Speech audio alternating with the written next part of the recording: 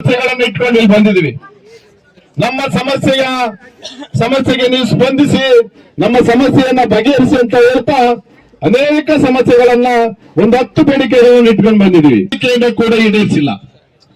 ನಮ್ಮ ಅಳಲು ಏನಂದ್ರೆ ನಾವೇನಾದ್ರೂ DSS ಹೋರಾಟ ಮಾಡಿದ್ರೆ ಅಂಬೇಡ್ಕರ್ ಮೊಮ್ಮಕ್ಕಳು ಸಚಿವರನ್ನು ಕಳಿಸ್ತಾರೆ, ಇಲ್ಲಿ ಬೇರೆ ಯಾರನ್ನು ಕೂಡ ಕಳಿಸಲ್ಲ. ಯಾಕೆಂದ್ರೆ ನಮ್ಮ ಸಚಿವರು ಬಂದ್ರೆ ನಾವೇನು ಮಾತನಾಡಲಿಕ್ಕಾಗೋದಿಲ್ಲ.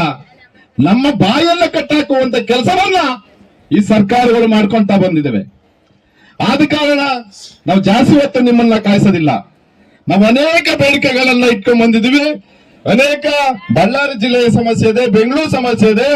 ವಿಶೇಷವಾಗಿ ನಮ್ಮ ಬೆಳಗಾವಿಯ ನಮ್ಮ ಜಿಲ್ಲಾ ಸಮಿತಿನವರು ಈ ಒಂದು ಹೋರಾಟವನ್ನ ಆಯೋಜನೆ ಮಾಡಿದ್ದಾರೆ. ಅವರು 100 ಅಡಿ ಪ್ರತಿಮೆಯನ್ನ, ಬುದ್ಧನ ಪ್ರತಿಮೆಯನ್ನ ಸ್ಥಾಪನೆ ಮಾಡ್ಬೇಕಂತ ಸುಮಾರು ಒಂದು 15-20 ಲೆಟರ್ಗಳನ್ನ ಕೊಟ್ಟಿರ್ಬೋದು. ಇದುವರೆಗೂ ಕೂಡ ಆಗಿಲ್ಲ. ನಮ್ಮ ಹಣವನ್ನ ಗ್ಯಾರಂಟಿ ಯೋಜನೆಗಳಿಗೆ ಬಳಸ್ತಾ ಇದ್ದಾರೆ. ನಾವು ಯಾರಾದ್ರೂ ಗ್ಯಾರಂಟಿ ಕೇಳಿದ್ವಾ? ನಮ್ಗೆ 2000 ಕೊಡಿ ಅಂತಾನು ಕೇಳಿಲ್ಲ, ಕರೆಂಟ್ ಕೊಡಿ ಅಂತಾನು ಕೇಳಿಲ್ಲ. ಆದ್ರೆ ನಮ್ಮ ಹಣವನ್ನ ಗ್ಯಾರಂಟಿ ಯೋಜನೆಗೆ ಯಾಕೆ ಬಳಸ್ತಾ ಇದ್ರಿ? ನಾವೇನು ಇಡೀ ರಾಜ್ಯದಲ್ಲಿ ಬಿಟ್ಟು ಬಿದ್ದಿದೀವಾ? ಇದೇ ಒಕ್ಕಲಿಗರ ಅಭಿವೃದ್ಧಿ ನಿಗಮ ಇದೆ, ಉಚಿತವಾಗಿ ಬಂದಂತ ಬ್ರಾಹ್ಮಣ ಅಭಿವೃದ್ಧಿ ನಿಗಮ ಇದೆ. ಆ ಹಣವನ್ನ ಬಳಸಿ.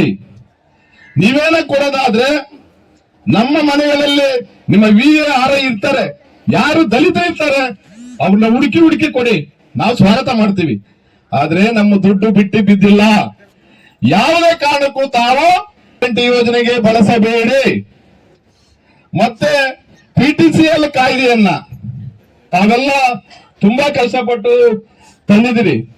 ಆದ್ರೆ ಇತ್ತೀಚಿನ ದಿನಗಳಲ್ಲಿ ಮತ್ತೆ AC ಮತ್ತೆ TCಗಳು ವ್ಯತಿರಿಕ್ತವಾಗಿ ಆದೇಶವನ್ನ ಮಾಡ್ತಾ ಇದ್ದಾರೆ. ನಮ್ಮ ಭೂಮಿಯನ್ನ ಮತ್ತೆ ಕಿತ್ಕೊಳ್ಳುವಂತ ಪ್ರಯತ್ನಗಳನ್ನ ಮಾಡ್ತಾ ಇದ್ದಾರೆ. ದಯಮಾಡಿ ಮತ್ತೊಂದು ನೀವು ಸಚಿವ ಸಂಪುಟಕ್ಕೆ ನಾವೆಲ್ಲ ಸವಿಸ್ತಾರವಾಗಿ ಬರೆದಿದ್ದೀವಿ. ಅನೇಕ ಪ್ರಕರಣಗಳು ಇದಾವೆ, ನೀವು ತರ್ಸ್ಕೊಂಡು ನೋಡಿದ್ರೆ ಗೊತ್ತಾಗುತ್ತೆ ತಮಗೆ. ಅದನ್ನು ಕೂಡ ಮಾಡಬೇಕು. ಮತ್ತೆ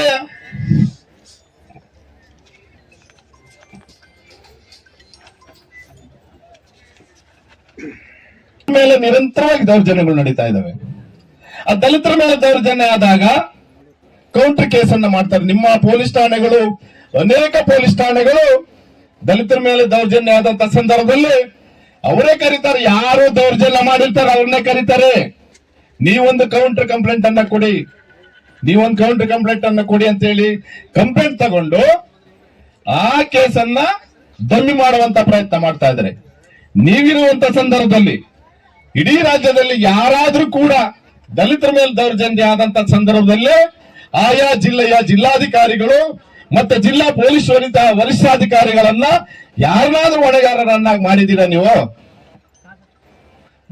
ಇಬ್ಬರಿಗೆ ಯಾರ ಬಲಿ ಕೊಟ್ರೆ? ಯಾಕಂದ್ರೆ ಅನೇಕ ಇದ್ದಾರೆ ದಲಿತ ವಿರೋಧಿ ನೀತಿ ಅನುಸರಿಸೋರು. ಎಲ್ಲಾರು ಹೇಳ್ತಾರೆ ಪೊಲೀಸ್ ಇಲಾಖೆ ತುಂಬಾ ಒಳ್ಳೆಯವರು ಇದ್ದಾರೆ, ಹಂಗೆ ಕೂಡ ಕೆಲವರು ಕೆಟ್ಟ ಜನನು ಇದ್ದಾರೆ. ಅದ್ರಲ್ಲಿ ಏನ್ ಮಾಡ್ತಾ ಇದಾರೆ ಅಂದ್ರೆ ನಮ್ಮನ್ನ ಬಲಿ ಹೊಡಬೇಕು ಅನ್ನುವ ರೀತಿಯಲ್ಲಿ ಏನು ಅಟ್ರಾಸಿಟಿ ಕೇಸನ್ನ, ಕೌಂಟರ್ ಕೇಸನ್ನ ಮಾಡಿ ಆ ಕೇಸನ್ನ ಡಮ್ಮಿ ಮಾಡುವಂತ ಕೆಲಸವನ್ನು ಕೂಡ ಮಾಡ್ತಾ ಇದ್ದಾರೆ. ತೋಟಿ ತಲವಾರ್ ಜಮೀನು ಕೂಡ PTCL ಕಾಯ್ದೆಗೆ ತಿದ್ದುಪಡಿ ತಂದು ಆ ಜಮೀನನ್ನು ಕೂಡ ಉಳಿಸುವಂತ ಕೆಲಸವನ್ನ ಮಾಡಬೇಕಾಗುತ್ತೆ. ಆರ್ಟಿಒ ಇಲಾಖೆ ಮತ್ತೆ ಉನ್ನತ ಶಿಕ್ಷಣ ಇಲಾಖೆನಲ್ಲಿ ನಮ್ಮ ನಾಯಕರು ಹೇಳ್ತಾ ಇದ್ರು, ಡ್ರೈವರ್ಗೂ RTO ಆಫೀಸರ್ ಕೊಡ್ತಾರೆ, ಕಸ ಗುಡ್ಸೋನ್ಗೂ ಆಫೀಸರ್ ಕೊಟ್ಟಿದ್ದಾರೆ ಈಗ ಅಂತ. ಅನೇಕ ಪ್ರಕರಣಗಳು ನಮ್ಮ ಪ್ರಿಯಾಂಕ ಖರ್ಗೆ ಅವರು ಹಿಂದೆ ವಿರೋಧ ಪಕ್ಷದಲ್ಲಿದ್ದಾಗ PSI ಆಗಣ್ಣ ತಗೊಂಬಂದು ಬೀದಿಗೆಳೆದ್ರು. ಈಗ ಯಾಕಾಗ್ತಾ ಇಲ್ಲ? ದಯಮಾಡಿ ಅರ್ಹತೆ ಇದ್ದವರಿಗೆ ಆ ಇಲಾಖೆನಲ್ಲಿ ಕೆಲಸ ಕೊಡುವಂತ ಕಾನೂನನ್ನ ತಾವು ತರಬೇಕು. ವಿಶೇಷವಾಗಿ ಪೊಲೀಸ್ ಅಧಿಕಾರಿಗಳು ಮೊದಲೇ ಮನವಿ ಮಾಡಿದ್ದಾರೆ, ಸಾಹೇಬ್ರೆಲ್ಲ ಏರ್ಪೋರ್ಟ್ ಹೋಗ್ತಾ ಇದಾರೆ, ದಯಮಾಡಿ ಬೇಗ ಬಿಟ್ಕೊಡ್ಬೇಕು ಅಂತ. ಬಿಟ್ಕೊಡ್ತೀವಿ, ಯಾಕಂದ್ರೆ ನಮ್ಮವ್ರನ್ನೇ ಕಳಿಸಿರೋದ್ರೆ ನಮ್ಮವ್ರನ್ನ ನಾವು ತೊಂದರೆ ಕೊಡಲ್ಲ. ಆದ್ರೆ ಅಧಿಕಾರ ಶಾಶ್ವತ ಅಲ್ಲ. ತಾವು ಬಾಬಾ ಸಾಹೇಬರ ಮೊಮ್ಮಕ್ಕಳಾಗಿ ಹುಟ್ಟಿದಿರಿ, ಅಧಿಕಾರವನ್ನ ಪಡೆದಿದ್ರಿ. ಈ ಜನಾಂಗಕ್ಕೆ ಏನಾದ್ರೂ ಒಂದು ಒಳ್ಳೇದನ್ನ ಮಾಡಿ ತಾವು ಹೆಸರು ಮಾಡಿ. ಯಾಕೆಂದ್ರೆ ನೀವು ಮಾಡುವಂತ ಅಧಿಕಾರವನ್ನ ನಾವೆಲ್ಲರೂ ಕೂಡ ನಮ್ಮ ಮಕ್ಕಳು ಮೊಮ್ಮಕ್ಕಳು ಎಲ್ಲ ನೆನ್ಸ್ಕೊಂತಾರೆ. ನಮ್ಮ ಮೊಮ್ಮಕ್ಕಳು ಬೈಕೊಂಡು ಹೋಗೋದು ಬೇಡ. ಏನಪ್ಪ ಇಂಥ ಅಧಿಕಾರದಲ್ಲಿ ಇದ್ರು, ಹೋರಾಟದಲ್ಲಿ ಇದ್ರು, ಇವ್ರು ಯಾರು ಕೂಡ ನಮ್ಗೆ ಒಳ್ಳೇದ್ ಮಾಡವಲ್ಲ, ಎಂತ ಪಾಪಿ ಕೆಲಸ ಮಾಡಿದ್ರು ಅನ್ನುವಂತ ಇದು ಅವರಲ್ಲಿ ಆಗ್ಬಾರ್ದು ಅನ್ನುವಂತ ಆಶಯದೊಂದಿಗೆ ತಮಗೆ ನಮ್ಮ ರಾಜ್ಯ ಸಂಚಾಲಕರಾದಂತಹ ಪರಶುರಾಮ್ ನೀಲಾಯ್ಕರವರು, ರಾಜ್ಯ ಸಂಸ್ಥಾಪಕರಾದ